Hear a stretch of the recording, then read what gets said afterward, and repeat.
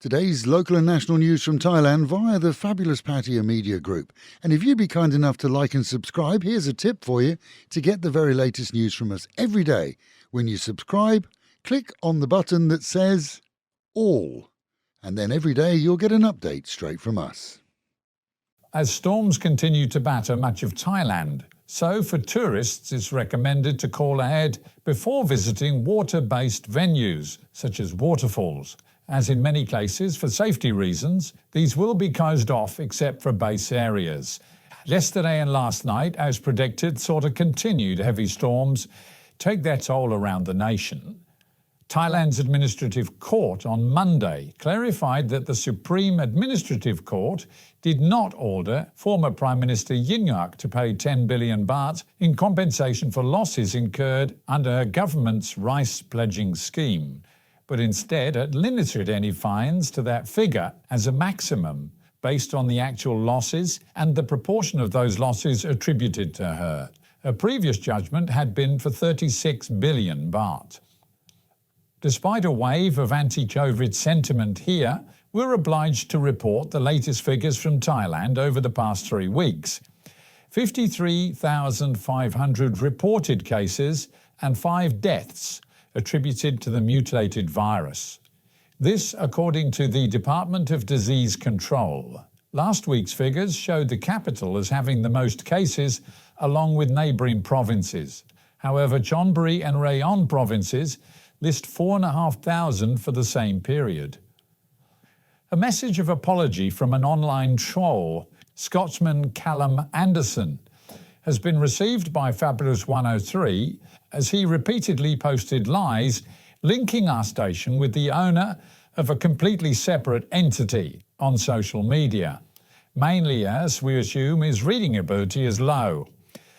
The report he referred to was from a UK reporter, Andrew Drummond, and, as said previously, did not refer to any of our team, our company, management or investors, but a completely different business. Anderson was asked to withdraw his comments, which alluded to our illegal involvement in the adult industry here and also referred to our wife's involvement too. His initial response was to tell us to go forth and multiply. Subsequently, however, he apologised publicly. For the record, none of the Fab team is involved in any other business outside of the radio and video industry. A warning to all, though, that misreading here is not an excuse as a defence in a case of defamation, and the penalty for such is high in Thailand. We've accepted Callum Anderson's apology, and on the presumption that he will take up reading lessons for adults, will not in this case take the matter further. Throwing an N26 grenade at his ex-girlfriend out of anger would have seen a Suratani man in the headlines anyway, but the end result did more than that for sure.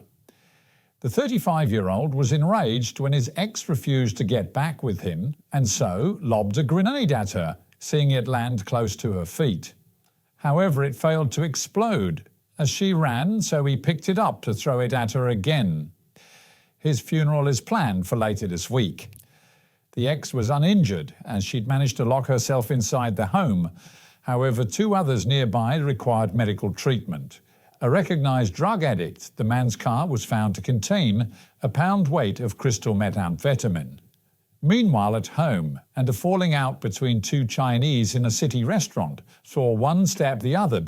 Despite not knowing each other, it seems that the one, allegedly worse for alcohol, entered a private dining area used by the others who entertained friends. The row turned to a fight, and as the 40-year-old who was renting the room was rushed to hospital with stab wounds, so the other, still drunk, was duly arrested. Just off Beach Road in Soi 13 too, Monday evening saw a huge fire break out at a cannabis shop. Blamed on poor electrical wiring, the fire quickly engulfed the ground floor, used for retail, along with the floor above it, which was offered for customer relaxation.